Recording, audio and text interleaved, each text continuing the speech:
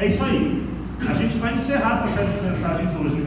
Nós começamos a conversar sobre esse tema ano 2.0, desde o último domingo de dezembro até hoje. A gente vem conversando um pouquinho sobre talvez tentando responder esse clamor que tem em cada um de nós. Eu tenho certeza, começou um ano novo, novas perspectivas, novas esperanças, novos sonhos. Todo mundo tem o desejo de que o ano de 2020 seja melhor do que o ano de 2019. Todo mundo tem o sonho, todo mundo tem os planos de que esse ano seja melhor do que o ano passado. Essa é uma perspectiva natural do ser humano. A nossa pergunta é: como que nós teremos um ano diferente se, via de regra, nós temos as mesmas atitudes? Como a gente vai ter um ano diferente se a máquina motora do ano ainda somos nós? Esse ano aqui eu vou emagrecer. Aí no dia 1º de janeiro você fala: é dia 1º de janeiro, né? Comer churrasco. Depois disso, aí férias. Férias eu não vou. Passando as férias eu começo a dieta. Aí o dia de começar a dieta, qual é o dia internacional de começar a dieta? Segunda-feira. E os irmãos, até peço que os irmãos orem por mim. Minha esposa deu sinal para mim dizendo que amanhã a gente começa. Então orem por mim, tá? Então segunda-feira começa a dieta. Mas normalmente o que você almoça na segunda-feira? O que sobrou do domingo. No domingo ninguém fez couve de Bruxelas para comer. Domingo você vai normalmente uma lasanha. Aí você vai comer a sobra da lasanha que horas? No café da manhã. Lasanha gelada com Coca-Cola no café da manhã de segunda-feira é uma boa pedida. E aí você começa a inventar um monte de desculpas. A dieta vai dos 10 quilos que eu queria perder esse ano, só está faltando 14 desse ano que passou. Então assim, porque a gente começa a inventar desculpas. Depois vem o carnaval. Aí o carnaval, né, a gente, né? Aí os jovens vão para o acampamento de carnaval, e comida de acampamento de carnaval é sempre uma bênção, sempre muito boa. Depois não precisa nem falar, Páscoa. Páscoa. A gente vai comer chocolate adoidado. E aí depois vem dia dos namorados, dia das mães, dia dos pais. Quando vê, chegou no Natal de novo e a gente não emagreceu. E a gente já está pensando no peru de Natal que a gente vai comer de novo. Como que a gente vai ter um ano diferente se nós ainda somos nós? Sim, sendo bem prático, bem humano, nada mudou do dia 31 de dezembro para o dia 1º de janeiro. Não houve uma pausa no tempo e quando o primeiro segundo do dia 1º de janeiro, nos tornamos novas pessoas. A nossa questão é: ano 2.0, um upgrade nesse ano, e a gente tem tentado buscar uma orientação divina para isso. Nós conversamos aqui já, e vamos parar para pensar bem. Pensando num ano melhor, a gente já conversou sobre um homem chamado Eude, conhecido como o canhoto. No livro de Juízes, ser canhoto era um defeito grave, era uma vergonha, era um apelido pejorativo. No segundo domingo a gente conversou sobre Raabe, uma prostituta. O terceiro domingo a gente conversou sobre Jacó, usurpador, ladrão. O quarto domingo a gente conversou sobre a escrava de Naamã. Vamos parar para pensar uma coisa. A gente está querendo buscar um ano melhor com essas referências, com Eude canhoto, com uma prostituta Raabe, com Jacó usurpador e com a escrava de Naamã. Isso aí é meio anti-coaching. E os coaches de hoje em dia não é isso que você tem que buscar. Tem que buscar referências positivas. Eu esperava que, se a gente fosse falar de um ano 2.0, um ano melhor, nós pegássemos, por exemplo, ontem eu estava conversando com o pessoal e eu fiquei sabendo de um jogador de futebol, não vou citar o nome dele, mas ele entrou num divórcio litigioso com a esposa. E no combinado das divisões de bens, ele disse assim para ela: olha, eu vou fazer o seguinte, eu te dou 100 milhões e 80 imóveis. Esse sim é um cara bom para esperar, porque porventura alguém tem perspectiva de ganhar 100 milhões esse ano aqui? Ou acumular 80 imóveis? Se você tiver essa perspectiva, conversa comigo com o Tofinzaço, você é seu amigo, né? Churrasco nessa casa deve ser uma beleza. Ele deu isso para ela e falou assim: não quero, eu quero mais. Se ele deu isso para ela, que isso estava em tese sobrando.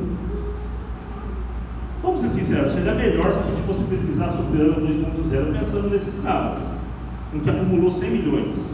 Não nessas pessoas. Fora os rótulos que essas pessoas têm. Você parou para pensar? Eude canhoto, no conceito judaico, o senhor canhoto era terrível. Há sempre referência na Bíblia sobre a destra de Deus. Ser canhoto não era algo, uma prostituta. Olha os rótulos. Um homem que o nome dele é conhecido por ele ser ladrão, usurpador. Uma mulher que a gente não sabe nem o nome, a referência mais próxima que a gente tem dela é o chefe dela, Naamã. Ela é uma escrava de Naamã. Cada rótulos, e a gente tem esse costume, né? Nós temos os costumes de rotular as pessoas, nós temos os costumes de receber rótulos. Eu já vou adiantando que a gente não vai gastar o tempo aqui desafiando você não rotular ninguém, porque isso, além de ser atípico, nem é verdadeiro. Tem rótulos que são bons. Você tem alguns rótulos, por exemplo, assim: você se formou em direito, fez o exame da OAB, se tornou um advogado, você ganhou um rótulo. Agora você é advogado. Um militar que completou o aspirantado, se tornou tenente, ganhou um rótulo de oficial, ganhou uma patente. São rótulos bons. Tem rótulos que fazem parte da sua característica física, né? Algumas características. Eu sempre falo aqui que eu sempre fui habilidade de cabeça grande, não era porque eu era inteligente, era porque a anatomia não me ajudou muito.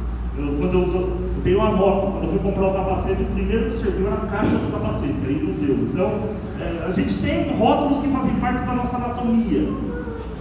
Tem rótulos que são positivos, tem rótulos que são negativos. Tem rótulos que nos impulsionam, nos traz ânimo. Tem rótulos que nos põe para baixo. Eu fiz toda essa introdução porque o personagem que a gente vai falar aqui nessa noite é um personagem que tem maravilhosos rótulos. Ser chamado o homem segundo o coração de Deus é um bom rótulo. Ser conhecido como o maior rei de Israel é um maravilhoso rótulo. Ser conhecido como a ascendência que gerou Jesus Cristo. Jesus Cristo, ele é da descendência desse homem. É um maravilhoso rótulo. Mas a gente vai perceber que esses rótulos vieram só depois. Antes, ele teve alguns rótulos que jamais permitiria que ele alcançasse o ano 2.0. A diferença na vida dele é outra, e é sobre isso que eu quero falar aqui nessa noite. Abra sua Bíblia em 1 Samuel capítulo 16. Se você está com o celular, com o smartphone, com o tablet, você pode ligar ele, conectar ele, fique à vontade. 1 Samuel 16, do verso 1 até o verso 13.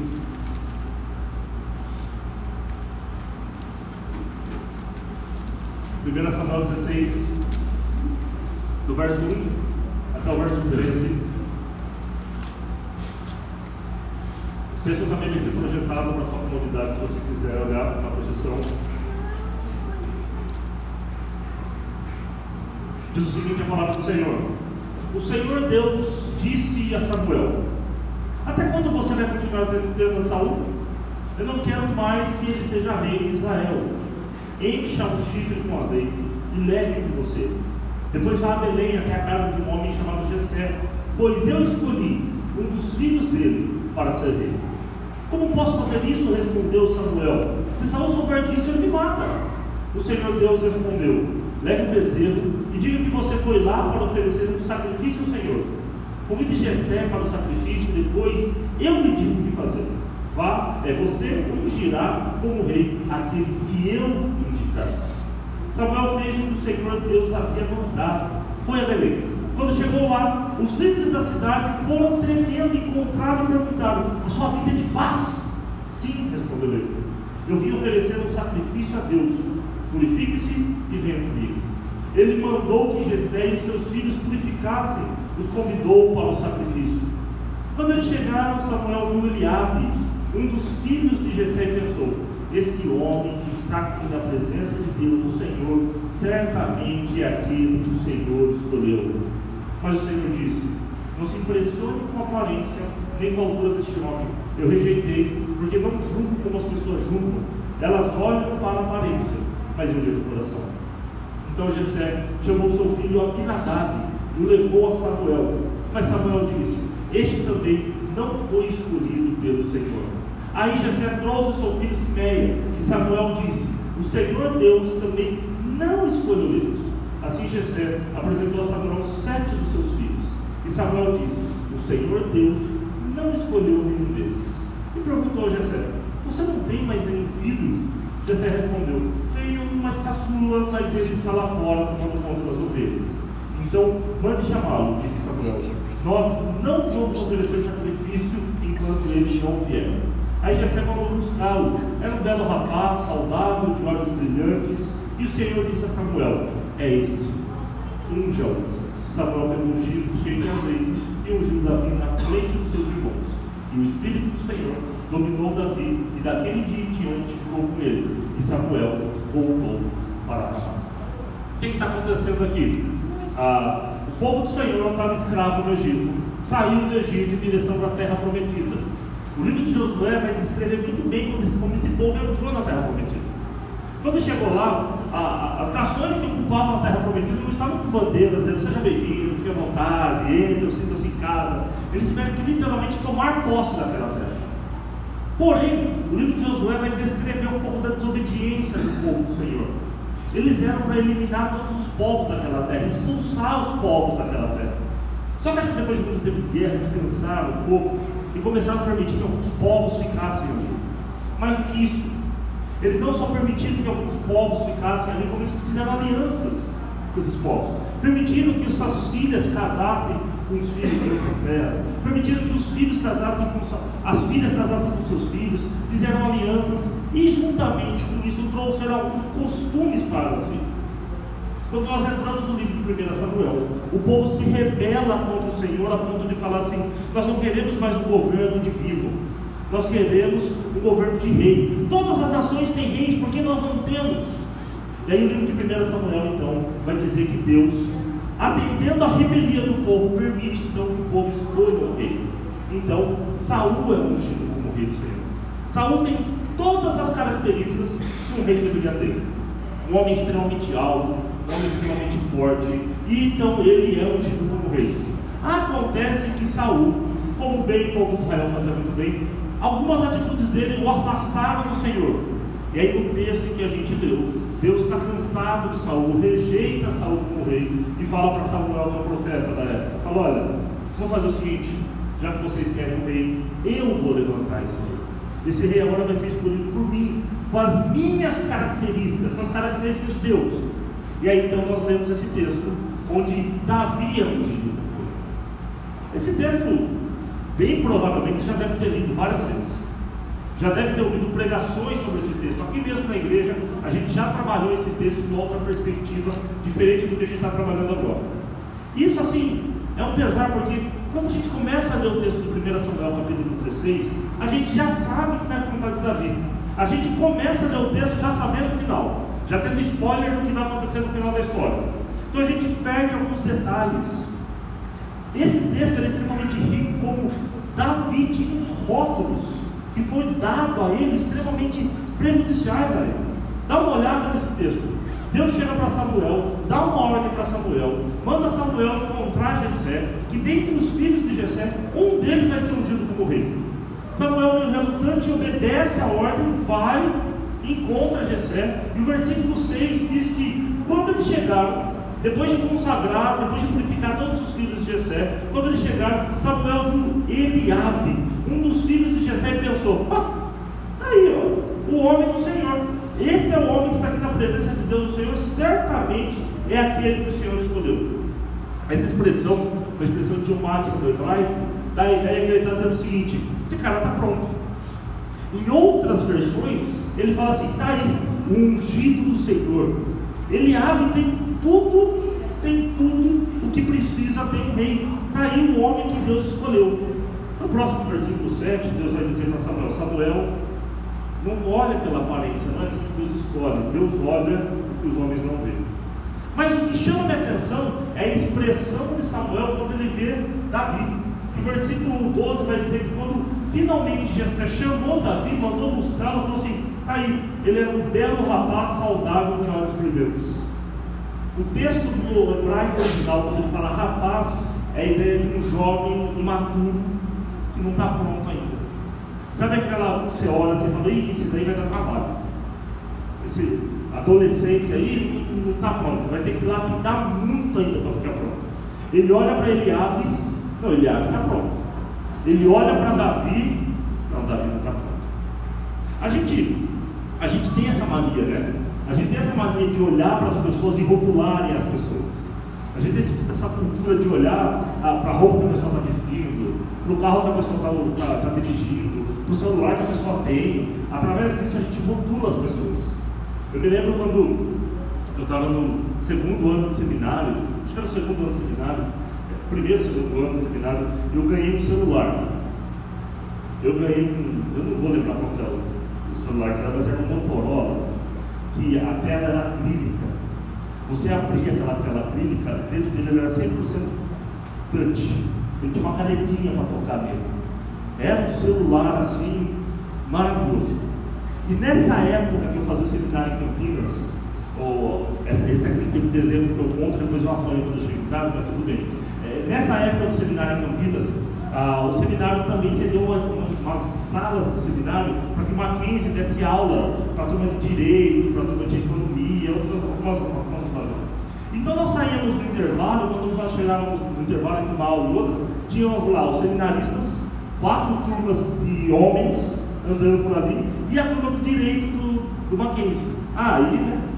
Aí eu fazia questão de pegar meu celular, assim, abrir meu celular, tirar a canetinha, mostrar para todo mundo que eu estava no celular, orando para alguém me ligar para sonar esse barulho, para todo mundo ver o celular que eu estava na mão. Porque eu tinha certeza que quando alguém olhasse para aquele celular que estava na mão, com aquela canetinha que era uma novidade, que ninguém tinha aquilo, eu ficava tocando naquilo, às vezes estava até sem bateria, mas ninguém sabia, estava virado só para mim, e ficava tocando naquilo, olhando para gerar uma boa impressão em todo mundo, porque as pessoas iam ver que eu estava com aquele Motorola tela de acrílico, 100% touch. O que as pessoas não iam falar de mim, porque aquele celular ia passar uma boa impressão para todo mundo, e eu queria que todo mundo, vocês entendem o que eu falo todo mundo, né? Olhassem para mim com aquele celular na mão e chamasse a atenção de todo mundo, porque olha a impressão, olha o cartão de visita que eu estava apresentando. Porque faz parte da nossa cultura a gente olhar para alguém e começar a rotular, falar, você está pronto, você não está pronto, você é bom, você não é bom, você acha que eu vou ter amizade com você? Quando eu era criança, as mães faziam muito isso. Levava meu amigo em casa, normalmente a gente tem 30, 40 amigos, a mãe só conhece 2 ou 3, e aí quando você chega com o seu amigo em casa, a mãe olha para mim e fala assim, e é esse aí? Eu não conheço seu amigo. Aí você começa a falar, ela já começa a olhar e fala assim, não é boa companhia não, não quero que você ande com ele. Tem sempre esses rótulos. Dá uma olhada para o rótulo que Davi recebeu dos outros. Eliabe está pronto. Davi, um rótulo pejorativo. Davi não está pronto. Você vai precisar de um rei. Quais são as características de um rei? Um adolescente que toca harpa.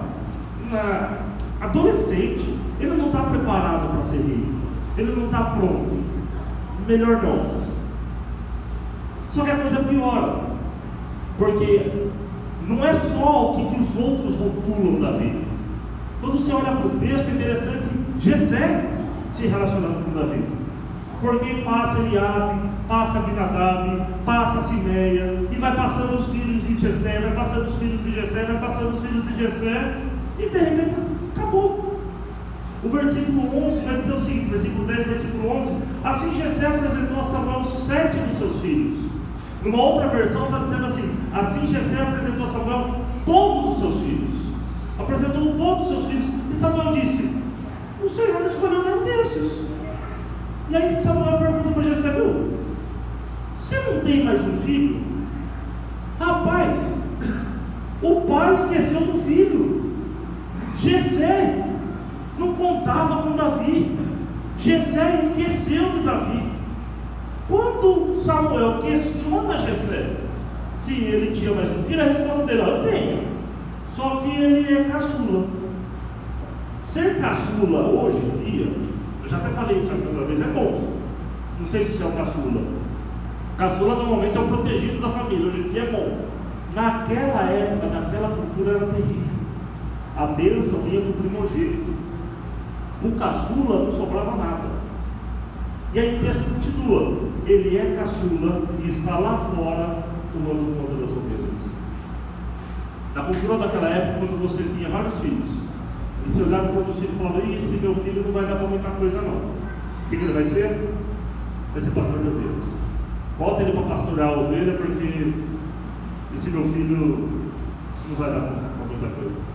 Eu tenho certeza, se você tem mais de um filho, ou você que é irmão, tem irmã, tudo mais, se perguntar para você, você sempre vai ter a ideia seguinte: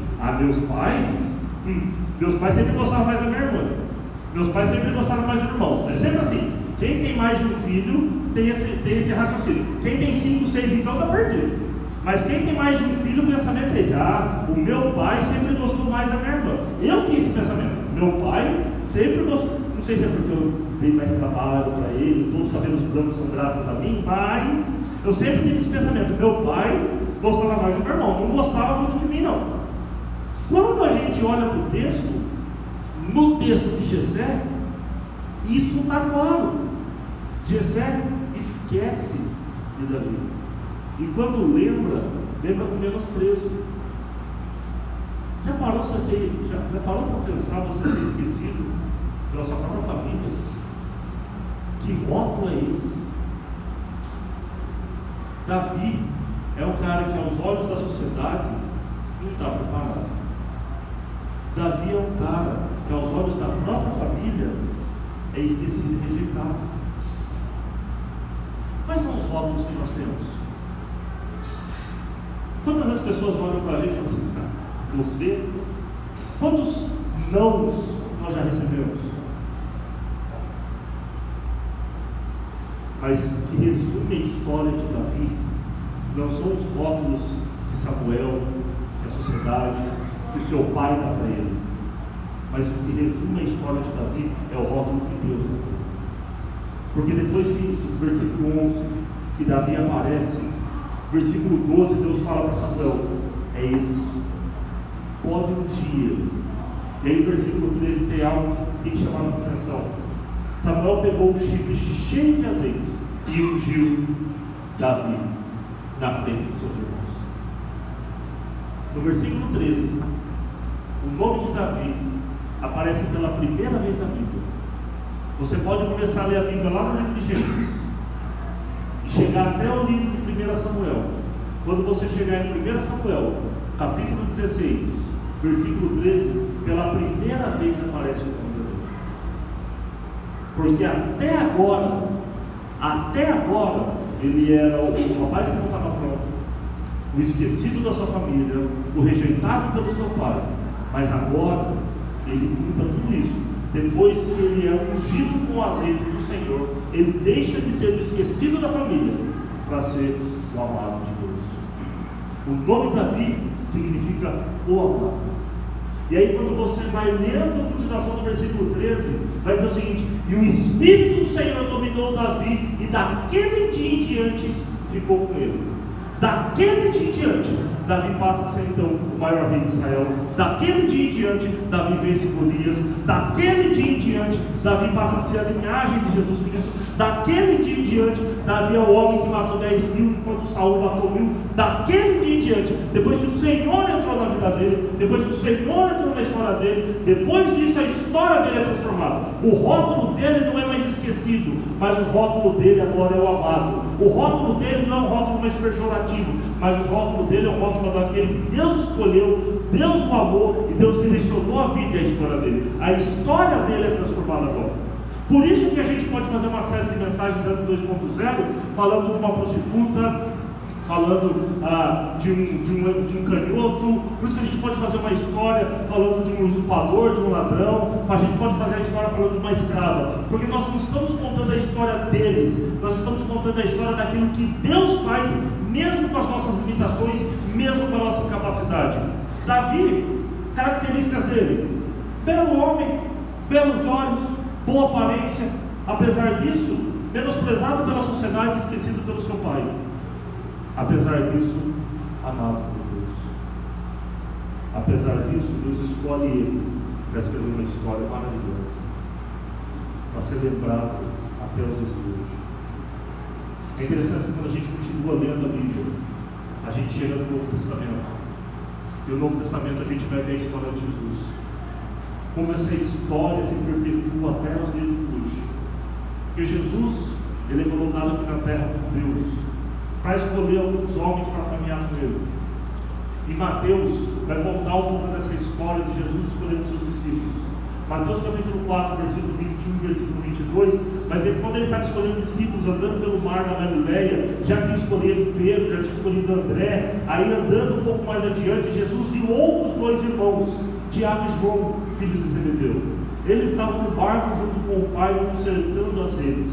Jesus chamou os dois e no mesmo instante eles deixaram o pai e o barco e foram com ele. O que tem que chamar nossa atenção nessa história aqui é o seguinte: a cultura judaica, o estudo da cultura judaica é interessante. O aluno começava os estudos com 5, 6 anos. Quando ele chegava com 10 anos de idade, ele fazia uma prova.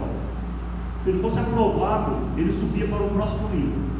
E esse próximo nível, então, ele estudava a partir dos 11 anos até 15, 16 anos. Se ele fosse aprovado, ele fazia mais uma prova. Se ele fosse aprovado com 15 ou 16 anos, ele se tornava discípulo de um rabi. E ele começava a caminhar com esse rabi estrada fora, começava a caminhar com esse mestre de estrada fora. Porém, se na prova de 9, 10 anos, ou na prova de 15 ou 16 anos, ele fosse reprovado, ele retornava com sua família. E começava então a trabalhar junto com seu pai, para aprender o ofício da família. Se a gente prestar atenção no texto que a gente está vendo, Jesus está andando pelo mar da Galileia, encontra dois irmãos, Tiago e João, filhos de Zebedeu, e eles estavam no barco, junto com seu pai, consertando as redes. Tiago e João também eram rejeitados pela sociedade, mas também eram amados de Deus. Eu e você, nós podemos ter inúmeros rótulos. A gente pode ter inúmeras designações que as pessoas colocam em nossas vidas, mas a mais importante das nossas vidas é aquela que Deus colocou sobre a minha vida e sobre a sua vida, amarrada na cruz, fixada na cruz. O que as pessoas dizem da gente? Quais são as características que as pessoas apontam para a gente? Podem dizer inúmeras, cabeça grande, sei lá o quê, mas a mais importante é que nós somos amados de Deus. A mais importante é que nós somos amados do Pai. A mais importante é que Deus nos escolheu. A mais importante é que Deus nos amou. A mais importante é que Deus nos salvou. Esse rótulo sim vale a pena na nossa vida. Esse rótulo sim vale a pena na nossa história. E é esse rótulo que é o único rótulo capaz de nos dar um 2.0, diferente do que nós tivemos até agora. Porque não é pelas nossas forças. Porque pelas nossas forças nós não passamos de ser um esquecido, não deixamos de ser uma pessoa pejorativa aos olhos dos outros, mas nos olhos do Senhor nós somos chamados de amados do Pai, eleitos pelo Senhor. E é baseado nisso que a gente enfrenta mais um ano, tendo a certeza que esse ano pode ser um ano diferente, porque esse ano a gente vai se apoiar nesse rótulo de Deus que nos ama, um Deus que quer escrever a nossa vida, a nossa história. Davi, quais eram os rótulos dele? Esquecido, desdenhado, não preparado para a vida. Depois que o Espírito Santo do Senhor entra na vida dele, ele passa a ser o homem segundo o coração de Deus, passa a ser o maior rei de Israel, passa a ser os principais da linhagem de Jesus Cristo. Qual é a diferença dele? Que o rótulo que prevaleceu na vida dele não é o rótulo que os outros deram, mas o rótulo do Senhor para a vida e para a história dele. Qual é a diferença? A nossa esperança no ano 2.0 não é a nossa força, mas é o Deus que nos ama, que nos capacita e quer reescrever a nossa vida e a nossa história. Quero convidar você a fechar os olhos. Quero convidar você a baixar a tua cabeça. Quero convidar você a ter um instante de oração silenciosa.